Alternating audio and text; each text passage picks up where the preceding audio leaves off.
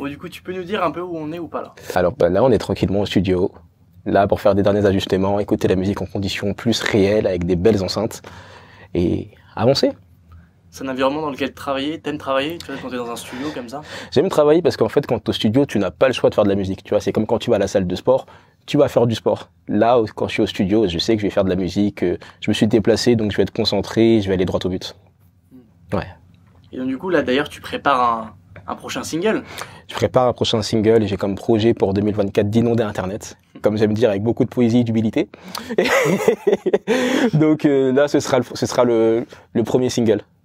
Donc du coup, qui parlerait de quoi? Alors le single s'appelle Je le mérite et il parle tout simplement du fait que on mérite le meilleur, que parfois on va se rabaisser, on va pas se vendre au bon prix, on va pas s'autoriser certaines choses, par exemple d'avoir le téléphone dont tu as besoin pour faire ton travail, te dire ouais mais non, je sais pas, est-ce que c'est pas trop, pas faire certains voyages, pas réaliser nos rêves.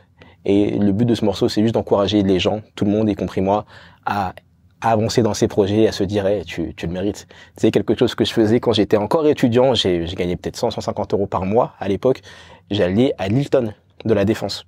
J'allais à l'Hilton juste pour prendre un café qui coûtait 6 euros et pour être dans l'environnement, pour être entouré d'excellence, pour être entouré d'argent, d'un bon service. Et c'est un peu ça l'essence de ce morceau, c'est de dire que hey, on mérite d'avoir du luxe tous les jours. C'est pas que pour les autres. Du coup, ça s'adresse à qui, quoi? À tout le monde finalement. Ça s'adresse à tout le monde. Tu vois, c'est pas juste une question d'argent, c'est une question de cette vie est courte. On fait qu'une seule fois le tour de l'horloge. Profitons, on le mérite. Et donc toi, la musique, là, c'est pas ton premier single. Tu te souviens pas de tes tout premières musiques, tu vois, quand t'as commencé? Ouais. Bah, écoute, ma première chanson, elle a été composée quand j'avais 7 ans, peut-être, quelque chose comme ça. Donc ça fait longtemps. Et puis les premières musiques que j'ai sorties, ça devait être vers 2013-2014. Donc là, nous sommes en 2023 aujourd'hui. Ça fait longtemps. Ça fait longtemps et c'est toujours quelque chose de sortir de la musique. T'as toujours une appréhension. Je pense que les artistes sont des gens qui sont très torturés. En vérité, parce que tu t'exposes à beaucoup de choses, tu t'exposes aux critiques, tu te mets, comment dirais-je, tu mets tout ton art et toute ton âme dans quelque chose que tu partages, que tu donnes au monde pour que les gens passent des bons moments. Et parfois tu doutes de toi. Tu doutes, tu perds confiance, t'es pas sûr, t'hésites, tu fais des... Donc, ouais. Du coup, c'est qui t'inspirait un peu à l'époque? Moi, j'ai toujours été inspiré par Michael Jackson. Ouais. C'est un gars, il faisait de la musique, moonwalk, très très bon artiste, tu devrais écouter. Je sais pas si tu connais. Bien sûr. Et je sais pas, t'es dans 2003. Non, je rigole. Et rigoler comme ça aussi. Non, mais ouais, Michael Jackson, Lenny Kravitz, Prince, c'est très éclectique. Tu vois, tout ce qui j'aime la musique. Ouais. J'aime la vie. J'aime l'eau. Voilà, j'ai parlé comme Jean-Claude Van Damme. Van Damme, je l'aime beaucoup. Mais ouais, c'est ça l'essence de ma musique, c'est la grande musique, quoi. Est-ce que dans l'ère actuelle, tu vois, il y a aussi des artistes qui t'inspirent où tu te dis ah ouais, ce qu'il fait c'est fort? Ouais, celui qui m'inspire le plus, c'est Bruno Mars. Ah ouais. C'est pour moi, c'est le gars le plus talentueux de cette génération. Le meilleur chanteur public, danseur, musicien, c'est vraiment celui qui m'inspire et sa musique m'inspire. Ah ouais? Ouais. C'est quoi que t'aimes chez lui? C'est les thèmes, c'est la puissance, c'est l'énergie? Ouais, c'est l'énergie, c'est comment ça sonne, les arrangements, comment il chante. Je trouve qu'il chante divinement bien, il présente bien, il danse hyper bien. Je l'ai vu une fois en concert, mais c'était pas un jour heureux, donc j'ai pas du tout profité du concert. Tu vois, j'étais, mon Dieu, ça va être compliqué. Mais il y a Bruno Mars. Mon Dieu, ma vie est compliquée. Comment est-ce que je vais faire? C'est quand même Bruno Mars qui... Ouais, mais tu vois, j'étais vraiment donc je l'ai pas vraiment apprécié, mais je sais qu'il envoie sur scène, il danse et c'est quelqu'un qui aime la musique. Ça se sent. Tu vois, il y a des gens, tu le sens moins, lui, ça se sent qui vibre et tu vois qu'il a bossé son truc. Ouais, tu le vois. Ouais. Ok. Top. Et du coup, est-ce que tu pourrais dire pourquoi ça te passionne, tu vois, autant la musique? Tu vois, qu'est-ce que ça t'apporte en vrai quand tu fais ça? Qu'est-ce que ça m'apporte? Bah déjà, c'est quelque chose que je n'ai pas demandé, c'est quelque chose qui était en moi. Ouais. Dans le sens, c'est venu très tôt, très jeune. J'ai toujours écrit des poèmes, j'ai toujours écrit des chansons. Donc j'aime le fait de m'exprimer. J'aime la musique, c'est quelque chose qui vit avec moi. Et de pouvoir en faire, je trouve que c'est quelque chose de merveilleux. Parfois, tu vois, on va se comparer à d'autres artistes, se dire ouais, je suis pas très bon, il y a tel, il sait faire ça, il sait faire ci. En fait, la majorité des gens ne sont pas des compositeurs. La majorité des gens ne sont pas capables de composer de musique. Donc tu crées quelque chose en partant du vide. Et je trouve que c'est beau, je trouve que c'est un don.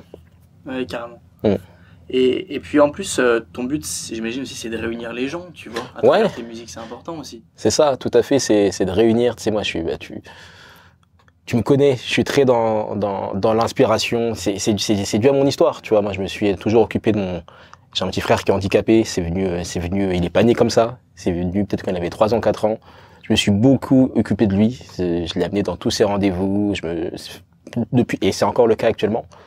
Et j'ai pas eu le choix de développer une résilience, de développer une force, de développer un mental. Sinon, j'allais craquer. Tu sais qu'il y a une statistique qui dit que quand t'es aidant, c'est-à-dire quand tu t'occupes de tes parents, d'un frère qui est handicapé, t'as plus de chances de mourir avant lui, parce que t'as trop de stress, tu prends pas soin de toi. Donc, j'avais pas le choix de prendre soin de moi, de faire du sport, d'avoir des moments pour moi, de lire, de m'inspirer. Et ça m'a aidé. Ça m'a aidé pour réaliser tous mes projets, pour faire mes études, pour faire ma musique. Et c'est quelque chose que je souhaite à tout le monde, d'avoir des armes pour pouvoir affronter la réalité et la dureté de cette vie. Alors du coup, ça t'a vraiment aidé, quoi. Tu vas te faire la musique, tu t'es vraiment senti mieux. Ouais, ça m'a aidé. En fait, je sais pas comment est-ce que je serais sans musique. Ah ouais. Je sais pas comment est-ce que je serais. Parce que tu sais, quand t'es adolescent, t'as les tentations, tu peux faire des bêtises. Et tu sais, avec l'histoire de mon frère et puis aussi d'autres choses que j'avais personnellement, familialement et tout, je pense que j'aurais pu mal tourner. Là, on est à Châtelet-les-Halles. Je me rappelle que à 14 ans, 15 ans, j'ai fait un stage et dans une boutique qui est toujours là d'ailleurs. Et le dernier jour, j'ai décidé de voler des habits pour les mettre dans mon sac à dos, puisque je suis pas du tout talentueux pour ça. Je me suis fait attraper par le gérant et qui me faisait confiance, tu vois, qui était hyper gentil. Puis j'avais été hospitalisé à l'époque, donc tu vois, il était vraiment empathique avec moi. Et ma mère est venue me chercher à Châtelet. J'ai failli aller au comité. Enfin, tout ça pour te dire que j'ai de l'histoire et que j'aurais pu mal tourner à ce moment-là. Mais puisque j'ai décidé de me concentrer sur d'autres choses, de faire de la musique, de rester, d'apprendre des instruments, d'écouter, d'étudier, de prendre des cours, tout ça, en fait, ça t'occupe. Et comme on dit, si tu n'es pas occupé, tu vas devenir préoccupé. Et la musique, ça me garde occupé. Ok. Ouais. Donc la musique t'a un peu sauvé, quoi, en quelque sorte. Ouais, ça m'a sauvé. Ouais. Ça m'a sauvé. Et puis en plus, si ça marche pas, toi, tu vas persévérer. J'ai l'impression que c'est aussi ta mentalité. C'est ça. Tu fais ça vraiment ça pour la passion, quoi. Exactement. À la base, je voulais faire que de la musique et vivre de la musique. Mais après, je me suis dit, je vais faire des études de droit. Comme ça, je suis sûr d'avoir des sous. Parce que pour moi, c'était impensable avec mon petit frère, avec ma vie et le fait que j'ai des standards aussi. C'était impossible de faire que ça et d'être sans le sou trop longtemps. Tu vois, d'être en galère d'argent. Donc, j'ai fait des études de droit. Je suis allé jusqu'en master 1 pro de droit privé, tu vois, j'ai même oublié. J'ai arrêté là parce que ça me saoulait, mais tu vois, je me suis dit, comme ça, j'ai cette roue de secours. Et aussi, parallèlement, j'ai monté différents business en ligne. Et en fait, c'est les business en ligne dont je vis aujourd'hui. C'est ce qui me permet d'investir dans ma musique.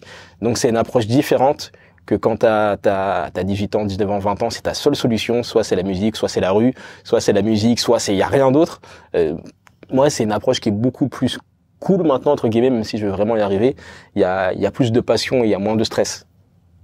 Et donc, du coup, t'aimerais, par exemple, faire la première partie de quel artiste, tu vois, si c'est un peu un appel, là. Ouais. S'il y a quelqu'un ou pas. J'aimerais faire la première partie, c'est une bonne question. De qui est-ce que j'aimerais faire la première partie? J'aimerais faire la première partie de Sly Johnson, que j'ai interviewé dans mon podcast La Percée. C'est Sly Johnson du Sean Super Crew, anciennement. J'aimerais faire la première partie, il y a une artiste américaine qui s'appelle Nick West, qui est en concert demain à Paris, donc ça serait peut-être un peu juste. J'aimerais bien faire la première partie d'un artiste qui s'appelle 15 aussi, en français. Donc ça, c'est des artistes comme ça, un peu dans le même style. Et sinon, je sais pas, Matt Pokora, ça me ferait kiffer. Ouais. Maître Gims, Big Flo et Oli. Les artistes énergie, ouais. Tu vois, les artistes qui fonctionnent, qui sont là depuis longtemps, que je respecte énormément parce qu'ils ont su perdurer dans une industrie où les gens partent très vite. C'est ouais, mais d'être sur scène, parce que moi c'est surtout sur scène que mon projet prend son ampleur. Je suis plus un artiste de scène qu'un artiste de studio. Ouais, t'es vraiment la scène, quoi. Ouais, tu vois, je suis danseur, je fais des instruments, j'aime vraiment la communion avec le public, inspirer, passer des messages en même temps. Tu vois, je veux vraiment que les gens se sentent un peu comme s'ils étaient partis à quelque chose de positif qui les a élevés, une sorte de retraite ou autre, et qui se sentent vraiment motivés à bosser sur leur projet, avancer et être heureux dans leur vie. Ça te permet, j'imagine, de te relâcher complètement, quoi, quand t'es sur scène. Ouais, c'est ça. Tu peux être plus sexy, tu peux être un peu plus puisque, tu sais, en vérité, je suis plutôt calme, tu vois, mais tu peux être un peu plus enjoué, tu peux tenter différentes choses. C'est comme être acteur. c'est un rôle, tu peux prendre différents rôles. Et c'est ça que j'apprécie. Tu peux jouer. Tu te souviens d'un moment marquant que tu as eu un peu justement où tu as fait le show devant plusieurs personnes? Ouais, bah, là, celui qui me vient à l'esprit, c'est quand j'ai fait le Bataclan. C'était 2 semaines avant les attentats, tu te rends compte? Et j'ai sorti ma vidéo, mon recap de ce spectacle Bataclan le jour des attentats, peut-être 1 heure avant qu'il y ait les attentats. Donc puisque j'avais sorti la vidéo et que je l'avais bombardée sur tous les réseaux, les gens pensaient que j'étais au Bataclan parce que tu sais, ils étaient sur leur téléphone, ils scrollaient, ils avaient peut-être vu Bataclan dans leur inconscient, ils se sont dit attends, j'ai pas eu Toyi Bataclan et mon téléphone n'a pas arrêté de sauter cette nuit-là. Et tu vois, je suis émotif, il y a des amis qui m'ont appelé, qui pleuraient, qui disaient oh, j'ai dit ah non moi je suis chez moi là, je suis à vraiment de maison. Ouais, donc c'est le Bataclan parce que c'était une belle audience, c'était une salle où j'avais déjà essayé de faire des projets avant, où je m'étais fait recaler, donc c'était un peu ma revanche. J'étais content, j'avais pu mettre des amis sur liste. Tout ça, donc j'ai apprécié, c'était une avancée. Tu vois, c'était le Bataclan, 2 semaines avant, j'étais à la Boule Noire, 3 semaines avant, j'étais au Bateau Phare, donc c'était une belle période où il y avait vraiment une progression, quoi. Ouais. Après, ça s'est arrêté. Et puis du coup, c'est quoi la vision Ntoyi? Tu parles toujours de la vision... Ntoyi. Ntoyi, oui, ouais. Bien sûr, ouais. C'est quoi la vision de Ntoyi? Bah, la vision de Ntoyi, déjà, c'est de durer. Tu vois, je suis vraiment sur la longévité. Vraiment sur bâtir des relations. La vision, c'est d'être quelqu'un avec lequel on peut vraiment travailler, quelqu'un qui est fiable, quelqu'un qui est sûr des livres et avec lequel on aime travailler. La vision, c'est d'inspirer des personnes, tout simplement parce qu'il y a des gens qui m'ont inspiré. Kerry James, j'en parle pas souvent, mais quand j'étais adolescent, quand j'avais 14 ans, j'ai été hospitalisé. Tu vois, j'avais des harcèlements à l'école, plein de choses, c'était compliqué, donc mon cerveau a craqué. Et on m'a mis en hôpital pour adolescents. Donc j'étais vraiment c'était en psychiatrie, tu vois, littéralement. Et la musique que j'écoutais tous les jours, j'allais dire dans ma cellule, j'ai cru que j'étais en prison, mais dans ma chambre, mais il y avait des barreaux, donc c'est pas loin. C'était les morceaux de Kerry James. J'écoutais Banlieusard tous les jours, j'écoutais L'Impasse tous les jours, et la musique de Kerry James, je sais pas si je pourrais dire qu'elle m'a sauvé, mais Kerry James, Youssoupha, des artistes comme ça, ils m'ont vraiment inspiré, ils m'ont littéralement aidé, et c'est ce que je veux faire, en fait, je veux être le Kerry James de quelqu'un. J'ai un morceau qui s'appelle N'abandonne pas, tu vaux mieux que ça. Il y a des gens qui me disent ouais, je me sentais pas bien, je l'ai écouté, ça m'a remotivé, ou j'ai écouté cette chanson-là, ça m'a donné de l'énergie pour ma journée, pour ma séance de sport. C'est ça que je veux faire, c'est faire partie de la vie des gens, laisser quelque chose de positif. Vraiment, tu vois, qu'on puisse se dire ah, ce gars nous a aidés. Puis toi aussi, tu t'aides parce que j'imagine quand tu fais de la musique chez toi ou au studio, bah ça t'anime vraiment, quoi.